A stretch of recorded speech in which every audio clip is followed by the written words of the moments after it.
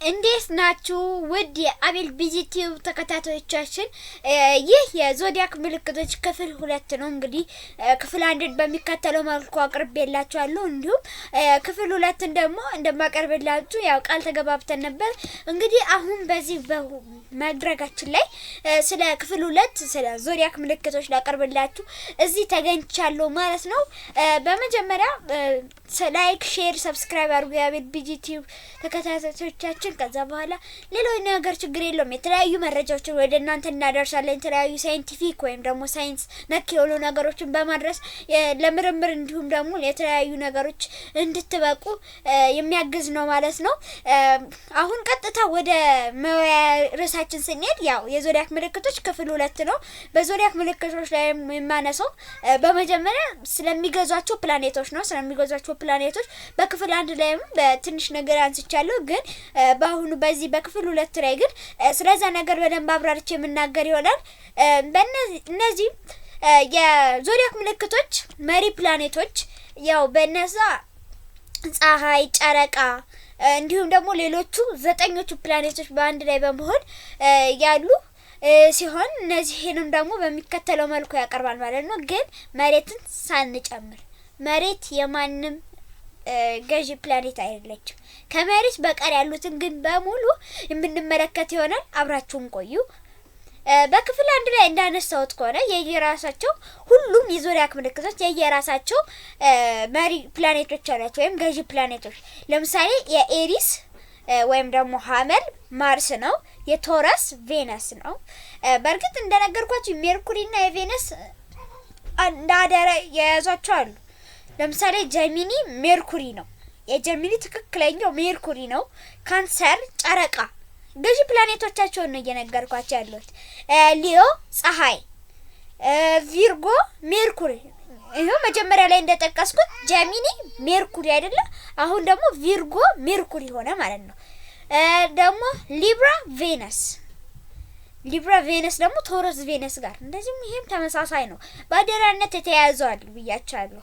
ስኮርፒዮ ፕሉቶ፣ ሳጁስታሪየስ ጁፒተር፣ እንዲሁም ካፕሪኮርን እና ካፕሪኮርን ከሳተርን፣ አኳሪየስ ከዩራነስ እና ፓይሰስ ከኔፕቲዩን ናቸው። እነዚህ በሙሉ የራሳቸው ገዢ ፕላኔቶች ናቸው። የገዢ ፕላኔቶችም በራሳቸው እንትን ተቀምጧል። በቁጥር 1 ላይ ወይም ደግሞ የኢትዮጵያ ኮከብ በሚለው መጽሐፍ ላይ ስለ እነዛ ገዢ ፕላኔቶች በደንብ ተንትኖ ያስቀምጣል። ስለ ፀሐይ፣ ስለ ጨረቃ፣ ስለ ሜርኩሪ ከዛ ቬነስ እያለ ይናገራል። እኔ ያው መረጃውን ወስዳችሁ ከዛ በኋላ ያንን መጽሐፍ እንድታነቡትና በዛውም እንድትመራመሩበት ነው እንጂ ማደርጋችሁ ሁሉንም ነገር ነግሬያችሁ አልጨርሱም። ሁሉንም ነገር ከምነግራችሁም ደግሞ እናንተ በራሳችሁ ተወያይታችሁ ተመራምራችሁ ተፈላስፋችሁ የሆነ ነገር ስታገኙ ደስ ይላችኋል። ልክ እንደዛ ሁሉ እኔም የራሴን ተፈላስፌ የራሴን መርመር ያገኘሁትን ለእናንተ አካፍላለሁ። እናንተም ከኔ ያገኛችሁትንና ከመጽሐፍ ወይም ከጉግል የምታገኙትን ነገሮች በሙሉ እንደገና እየተመራመራችሁ እያሰፋችሁ ትሄዳላችሁ ማለት ነው። እነዚህ ገዢ ፕላኔቶች ባይኖሩ ኖሮ እነዛ በክፍል 1 ላይ እንደነገርኳችሁ እነዛ እንትኖች ያን ያህል ስሜት አይኖራቸውም። እነዛ ዞዲያክ ምልክቶች አሁን ለምሳሌ የሊብራ ቬነስ ነው። የሊብራ ቬነስ ካልን ቬነስ ባይኖር ኖሮ ወይም ቬነስ ባይገኝ ኖሮ ሊብራ ያን ያህል አስተዋጽኦ ሊኖረው አይችልም ነበር ማለት ነው። ስለዚህ ለዚህ ነው ማለት ነው ሁሉም የገዢ ፕላኔቶች ያላቸው። ለምሳሌ አሁን የፀሐይ ተጽዕኖ በሊዮ ላይ ያለ፣ የጨረቃ ተጽዕኖ ካንሰር ላይ ያለ፣ የሜርኩሪ ተጽዕኖ ጀሚኒ ላይ ያለ፣ እንዲሁም ሌሎች ነገሮችን ማንሳት እንችላለን። ደግሞ በዚሁ በዞዲያክ ምልክቶች ላይ ደግሞ ሌላው ነግራቸዋለሁ ያልኩት ስለ ምድቦቻቸው ነው።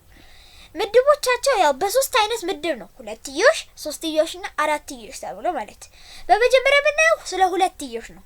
2ትዮሽ ማለት ተባይታይና አንስታይ ወይም ደግሞ ፖዚቲቭ ኤንድ ኔጌቲቭ በሚባሉ ለሁለት የሚከፈሉ ነው። እነዚህንም ስንመለከት ተባታይ ማለት እንደሚገርማችሁ ከሆነ ተባታይ ማለት ተናጋሪዎች ወይም ደግሞ አቀባዮች ናቸው። ይህንንም ስንል አሁን ለምሳሌ ተባታይ ኮከብ ያላቸው እነ ኤሪስ፣ እነ ጀሚኒ፣ እነ ሊዮ የመሳሰሉት በሙሉ ተናጋሪ እንዲሁም ደግሞ አቀባይ ናቸው እንጂ የሚያዳምጡ የሚቀበሉ አይደለም። የሚናገሩ በአብዛኛው ጊዜ የሚያደርጉትን ነገር ነው። ደግሞ ሌሎች አነስታይን ደግሞ ስንመለከት ከሌሎች የሚቀበሉ ወይም ዝምተኞች ናቸው፣ ተቀባዮች ናቸው፣ አድማጮች ናቸው። ለምሳሌ አሁን ሊዮ በሚናገርበት ጊዜ ካንሰር አዳማጭ ይሆናል። ጀሚኒ በሚናገርበት ጊዜ ቪርጎ አዳማጭ ይሆናል። እንደዛ ሁሉ ሌሎች ዞዲያክ ምልክቶች በእነዚህ ተባታይና አነስታይ ተብሎ ይከፋፈላሉ ማለት ነው። ተባታይ የምንላቸው የዞዲያክ ምልክቶች ደግሞ ኤሪስ፣ ጀሚኒ፣ ሊዮ፣ ሊብራ፣ ሳጂታሪየስ እና አኳሪየስ ናቸው። እነዚህ በሙሉ ተባታይ የሚባሉ ናቸው።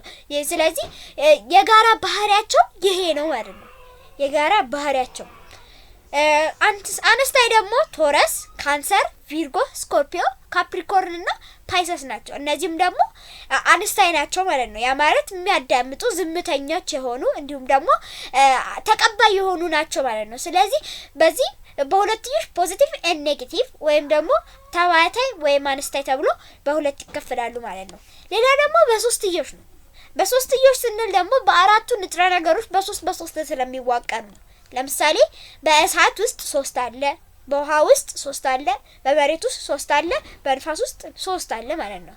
ስለዚህ ይህ ደግሞ ሊሆንበት የቻለበት ምክንያት በአስትሮሎጂው በድሮ ጊዜ አስትሮሎጂ የእሳት ኮከብ ያላቸው በእሳት ኮከቦች ጋር ሲገናኙ ጋብቻቸው የተሻለ ይሆናል ወይም ደግሞ ጥሩ ይሆናል ለማለት ነው። ስለዚህ የእሳት ውሃ መሬትና ንፋስ ተብሎ የተከፋፈለው የጋራ ባህሪያቸውን ወይም ደግሞ የጋራ ዝምድናቸውን ምክንያት በማድረግ ወይም ደግሞ በማጣመር የተገኘ ነው ማለት ነው። ስለዚህ ይሄ ዝም ብሎ በዘፈቀደ የተገኘ አይደለም።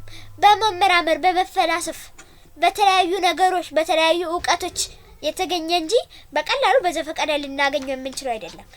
ስለዚህ እነዚህን ደግሞ ስንመለከት የእሳት ኮከብ የሚባሉት ኤሪስ፣ ሊዮና ሳጂታሪየስ ናቸው። እነዚህ ሶስቱ የእሳት ኮከቦች ናቸው ማለት ነው። የእሳት ኮከቦች ደግሞ ባህሪ፣ የንፋስ ኮከቦች ባህሪ፣ የመሬት ኮከቦች ባህሪ እና የውሃ ኮከቦች ባህሪ ደግሞ እንደነገርኳችሁ በኢትዮጵያ ኮከብ በቁጥር 1 ላይ በመጽሐፉ ላይ ተገልጦ ወይም ደግሞ ተጽፎ ይገኛል ማለት ነው። እንድታነቡት ነው የምጋብዛችሁ። እኔ አንዳንድ ነገሮችን ነግሬያችሁ ከዛ በኋላ በዛ ነገር ደግሞ ተመጻድቃችሁ እንዲሁም ደግሞ በዛ ነገር ሰርታችሁ ሌላውን ነገር እንድታገኙ ነው። ሌላኛው ደግሞ የውሃ ናቸው። የውሃ ደግሞ ካንሰር፣ ስኮርፒዮ እና ፓይሰስ ናቸው። እነዚህ ሶስቱ የውሃ ኮከቦች ናቸው። የንፋስ ደግሞ ጀሚኒ፣ ሊብራ እና አኳሪየስ ናቸው። እነዚህን የንፋስ ኮከቦች ናቸው። የመሬት ኮከቦች ቶረስ፣ ቪርጎ እና ካፕሪኮርን። ይሄ ጋራ ባህሪያቸው ስለሆነ ነው። ደግሞ የሚለያዩበትን ባህሪ አላቸው። በሌላ ደግሞ እንደዛ የሚገናኙበት አለ። ይህ ለዚህም ማሳያ አራትዮሽ ነው። የአራትዮሽ አከፋፈል ይህ ደግሞ እነዚህ ከየአራቱ ንጥረ ነገሮች የሆነ በወቅቱ ተከፋፍሎ የሚገኝ ቀመር አላቸው። ይህ በወቅቱ ስንከፋፍላቸው ኤሪስ የመጸው መጀመሪያ ወይም ደግሞ ማብሰሪያ ስለሆነ፣ ካንሰር የክረምት፣ ሊብራ የጸደይ እና ካፕሪኮርን ደግሞ የበጋ ማብሰሪያ ወይም ደግሞ ማስጀመሪያ ናቸው። ስለዚህ እነዚህ ኮከቦች በሙሉ ማብሰሪያ ኮከቦች ወይም ደግሞ መሪ ኮከቦች ናቸው። የሚመሩ ኮከቦች በቀላሉ መሪ ኮከቦች ብለን እንድንይዛቸው እንችላለን። ምክንያቱም እነዚህ በሙሉ አሁን በእንትኖች ላይ የጠቀስኳቸው መሪ ኮከቦች ወይም ደግሞ የነዛ ወቅቶች ማብሰሪያ ወይም መጀመሪያ ስለሆኑ ነው። ከነዚህ ቀጥሎ ደግሞ ለምሳሌ ከኤሪስ ቀጥሎ ቶረስ፣ ከካንሰር ቀጥሎ ሊዮ፣ ከሊብራ ቀጥሎ ስኮርፒዮ እና ከካፕሪኮርን ቀጥሎ አኳሪየስ ደግሞ ቋሚ እንትኖች ናቸው። ቋሚ ዞዲያክ ምልክቶች ወይም ደግሞ ቋሚ ኮከቦች ናቸው። ለምንድን ነው ያለበት ይሄ ቋሚ ኮከቦች ያለበት ምክንያት ደግሞ ምክንያቱም በዛ ጊዜ ውስጥ የዛ ወቅት ቆይተውን ነው የሚያሳዩት። የዛ ወቅት ቆይተውን ስለሚያሳዩ እነዚህ ቋሚ ኮከቦች ይባላሉ ማለት ነው። በእርግጥ ያው የመሪ ኮከቦች፣ የቋሚ ኮከቦች እና የዘዋሪ ኮከቦች ባህሪያቸው በዛ መጽሐፍ ላይ ተገልጿል። እኔ ያንን እንድታነቡት ነው። እኔ የመጀመሪያ ርዕሱን ዋና ርዕሱን ነው የነገርኳችሁ ያለሁት። ሌላ ደግሞ ከነዚህ ቀጥሎ ለምሳሌ ከሊዮ ቀጥሎ ያለው ቪርጎ፣ ከቶረስ ቀጥሎ ያለው ጀሚኒ፣ ከአኳሪየስ ቀጥሎ ያለው ፓይሰስ እና ከስኮርፒዮ ቀጥሎ ያለው ሳጂታሪየስ። እነዚህ አራቱ በሙሉ ዟሪ ኮከቦች ናቸው። ያ ማለት የሚያሸጋግሩ ወይም ደግሞ አገናኝ ኮከቦች ናቸው ማለት ነው። ከመጸው ወደ ክረምት፣ ከክረምት ወደ ጸደይ፣ ከጸደይ ወደ በጋ እና ከበጋ ወደ መጸው የሚያሸጋግሩ ኮከቦች ናቸው ማለት ነው። እነዚህ ሳጁስታሪየስ፣ ጀሚኒ፣ ቪርጎ እና ፓይሰስ ማለት እነዚህ አራቱ ኮከቦች የሚያገናኙ ከወቅት ወደ ወቅት የሚያገናኙ ስለሆኑ ዘዋሪ ኮከቦች ሊባሉ ይችላሉ ማለት ነው። እነዚህም ባህሪያቸው በሰዎች ላይ ያላቸውን ባህሪ በደንብ ትንትን አድርጎ ይገልጻል ማለት ነው። ስለዚህ እነዚህ ኮከቦች እነማን ናቸው? በመሪ አሁን እነዚህን በሙሉ ከዘረዘርንላችሁ ዘዋሪ ኮከቦች የሚባሉ ሳጁስታሪየስ፣ ፓይሰስ፣ ጀሚኒ፣ ቪርጎ። መሪ ኮከቦች ኤሪስ፣ ካንሰር፣ ሊብራ፣ ካፕሪኮርን። ቋሚ ኮከቦች ሊዮ፣ ስኮርፒዮ፣ አኳሪየስ እና ቶረስ ናቸው። ስለዚህ የዛሬው ርዕሳችን በዚህ አብቅቷል ማለት ነው። ይሄንን ነገር ደግሞ እንደገና እያያችሁ እየተለማመዳችሁ እየጻፋችሁ መረጃ እየወሰዳችሁ እና እያጠናቀራችሁ የተለያዩ ነገሮች ስለሚጠቅማችሁ ይሄንን እንድታደርጉ ነው የኔ ምክሬ። መመራመር መፈላሰፍ በጣም ጥሩ ነገር ስለሆነ እነዚህ ነገር እንድታረጉ መክራችኋለሁ። ለዛሬው ይህ ይበቃናል ማለት ነው። ግን ለማንኛውም እንዳስረሱት የምፈልገው አቤል ቢጂ ቲዩብን ላይክ፣ ሼር፣ ሰብስክራይብ እያደረጋችሁ ከዛ በኋላ በቀጥታ ሌሎች ቪዲዮዎችን ስለ ሳይንስ የሚያወሩ ሌሎች ቪዲዮዎችን ማግኘት ከፈለጋችሁ በዚህ ዙሪያ እንወያያለን፣ እንነጋገራለን፣ የተለያዩ ነገሮችን መልስ እንሰጣለን ማለት ነው። ስለዚህ በእነዚህ ነገሮች ዙሪያ የተለያዩ ጥያቄ ካላችሁ በኮሜንት ልጽፉልን ትችላላችሁ። አስተያየትም ካላችሁ በኮሜንት ጻፉልን። እናመሰግናለን።